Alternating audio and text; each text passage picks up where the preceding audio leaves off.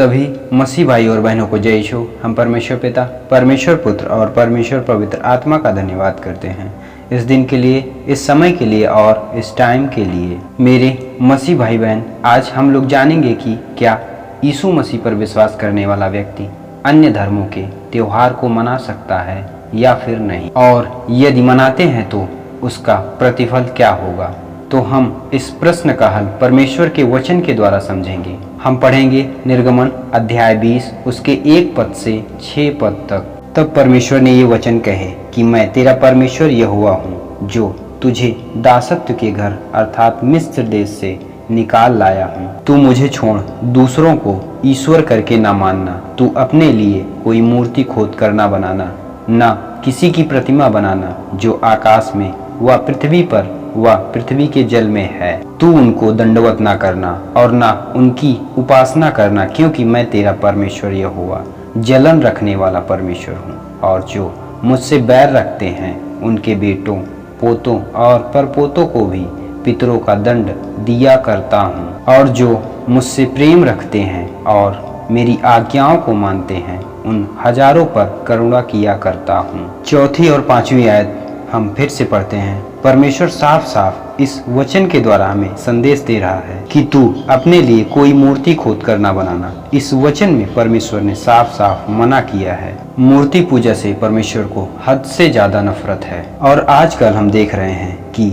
जिसको परमेश्वर मना कर रहा है लोग उसी के पीछे दौड़ रहे हैं, उसी की उपासना कर रहे हैं। यहोवा परमेश्वर केवल यीशु मसीह पर विश्वास करने वालों के लिए ये बात नहीं कही, परंतु सारे जगत के लिए कही है। लेकिन आज ये परमेश्वर की आवाज लोगों को समझ में नहीं आ रही है और लोग संसार की सांसारिकता में मस्त हैं। यदि मसीह में विश्वास रखते हैं तो आपको मसीह के पास शारीरिक चंगाई के लिए नहीं आना है, परंतु आत्मिक चंगाई के लिए आना है, क्योंकि केवल आत्मिकता के द्वारा ही हम परमेश्वर की धार्मिकता को प्राप्त कर सकते हैं। हम शरीर के द्वारा परमेश्वर की धार्मिकता को बिल्कुल पूर्ण नहीं कर सकते।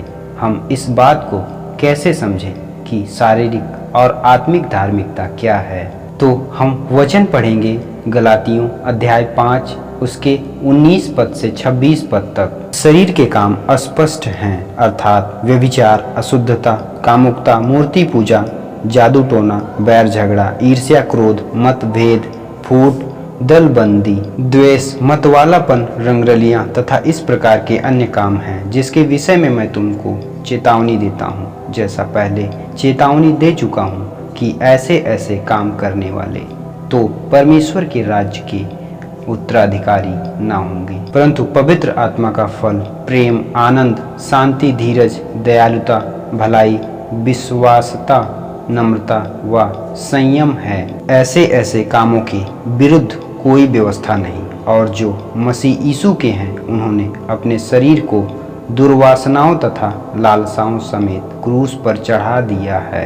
यदि हम पवित्र आत्मा के द्वारा जीवित हैं तो पवित्र आत्मा के अनुसार चले भी। हम अहंकारी न बने, एक दूसरे को न छोड़ें और न ही डाह रखें। इस वचन में हमारे शारीरिक कार्य और आत्मिक कार्य का वर्णन देखने को मिला। क्या आप यीशु मसीह पर विश्वास रखने वाले हैं और आपके अंदर शारीरिक प्रक्रियाएं हैं, तो आपको अपनी शारीरिक प्रक्रियाओं को त्यागना बहुत जरूरी है, क्योंकि हमारी शारीरिक प्रक्रिया परमेश्वर की व्यवस्था के खिलाफ है।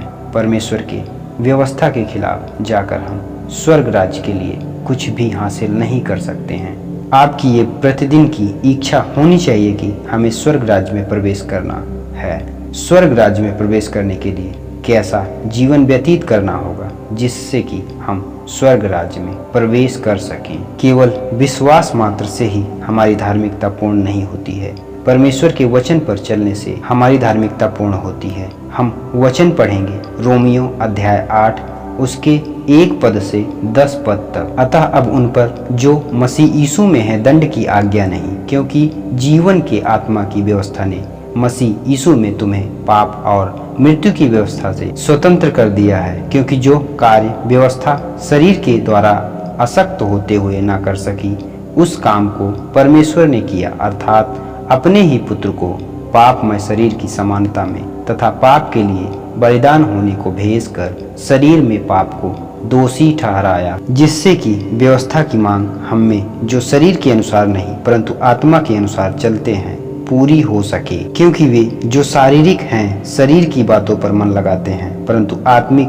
तो आत्मा की बातों पर मन लगाते हैं। शरीर पर मन लगाना तो मृत्यु है, परंतु आत्मा पर मन लगाना जीवन और शांति है। क्योंकि शारीरिक मन तो परमेश्वर से शत्रुता करता है, वह न तो परमेश्वर की व्यवस्था के अधीन है और न ही हो सकता है। जो शारीरिक हैं वे परमेश्वर को प्रसन्न नहीं कर सकते।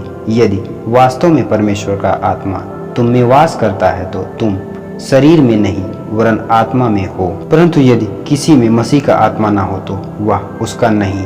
यदि मसीह तुम में है तो शरीर पाप के कारण मृतक है, फिर भी आत्मा धार्मिकता के कारण जीवित है। इस वचन में यही लिखा हुआ है कि परमेश्वर इस संसार का जो रचनाकार है, जिसने इस पृथ्वी को और सारी मानव जाति को बनाया है, उसने मानव जाति के कल्याण के लिए अपने इकलौते पुत्र प्रभु यीशु मसीह को इस पृथ्वी पर भेज दिया, ताकि हमारे पाप और श्राप को हमारे ऊपर बाबा आदम और आदि माता हव्वा के द्वारा हमारे खून में जो पाप आया, उस पाप को प्रभु यीशु मसीह अपनी देह के ऊपर लेकर उसे क्रूस पर खत्म करे। और परमेश्वर के पुत्र प्रभु यीशु मसीह ने ऐसा ही किया, हम सब के पाप और श्राप को खत्म कर दिया। अब हम सब पाप और श्राप के बंधन से मुक्त हो गए हैं। अब हमें सिर्फ और सिर्फ प्रभु यीशु मसीह पर विश्वास करना है और शारीरिक लालसाओं को त्याग कर आत्मा के अनुसार चलना है। इस वचन में यही बताया गया है, क्योंकि हमारी शारीरिक लालसा कभी आत्मिक नहीं बनने देगी। शारीरिक सारी प्रक्रियाओं पर पूर्ण रूप से दुष्ट आत्मा का कंट्रोल होता है। तो हमें ये सब समझना है और दिन पर दिन आत्मिकता की ओर बढ़ें, जिससे कि हम परमेश्वर की महिमा कर सकें और परमेश्वर के सच्चे बेटा और बेटियां बन सकें। सभी मसीह भाई और बहनों को जय यीशु। हम परमेश्वर पिता, परमेश्वर पुत्र और परमेश्वर पवित्र आत्मा का धन्यवाद करते हैं इस दिन के लिए, इस समय के लिए और इस टाइम के लिए।